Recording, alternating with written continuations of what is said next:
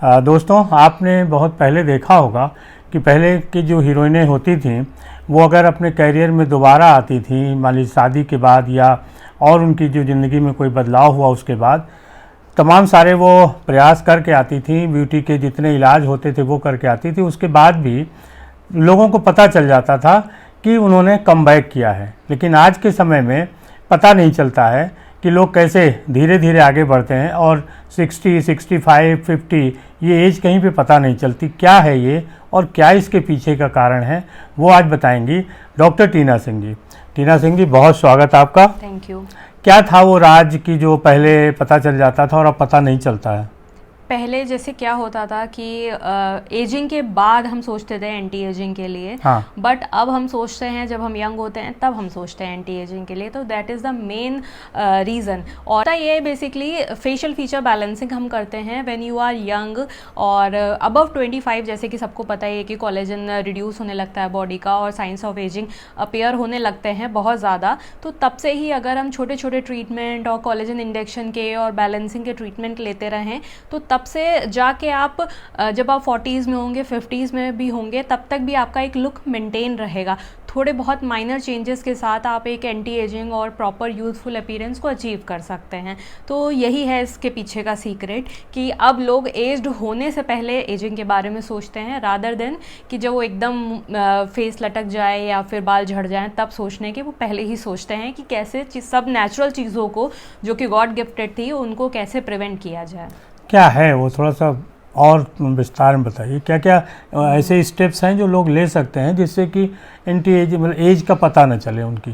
बहुत छोटे छोटे प्रोसीजर्स हैं, जैसे आप बेसिक कोलेजन इंजेक्शन के प्रोसीजर, लेज़र, पीआरपी, जीएफसी या एक्सोसोम्स, ये सब करा के आप यूथफुल अपीयरेंस को मेंटेन कर सकते हैं। या अगर हेयर लॉस हो रहा है तो हेयर लॉस के प्रोसीजर्स करा के, बहुत बेसिक प्रोसीजर्स जैसे फेस के लिए हो गया, आप अगेन जैसे कि कोलेजन इंजेक्शन के प्रोसीजर्स हैं या फिर माइल्ड एंटी रिंकल प्रोसीजर्स हैं, पील्स हैं, इन सब को करा के आप एक प्रॉपर अचीव कर सकते हो अपने गोल को।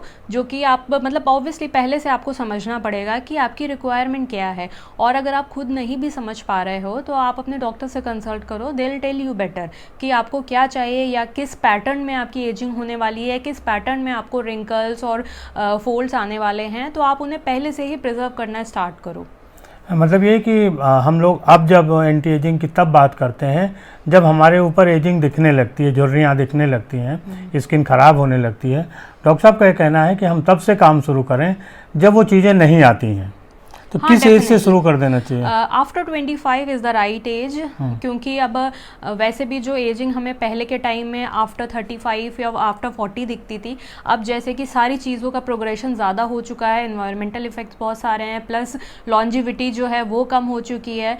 तो आफ्टर 25 ही आपको साइंस ऑफ एजिंग दिखने लगते हैं। स्किन की डलनेस, सन स्पॉट, पिगमेंटेशन, ये सारी प्रॉब्लम स्टार्ट हो जाती है। इवन अगर ये प्रॉब्लम स्टार्ट नहीं भी हुई हैं तब भी डीप डाउन लेवल पे आपका कोलेजन बॉन्डिंग कम होने लगती है, कुछ चीज़ें दिखने लगती हैं। तो आप अपने डॉक्टर को कंसल्ट करिए, they will tell you better कि आपके लिए क्या सही रहेगा।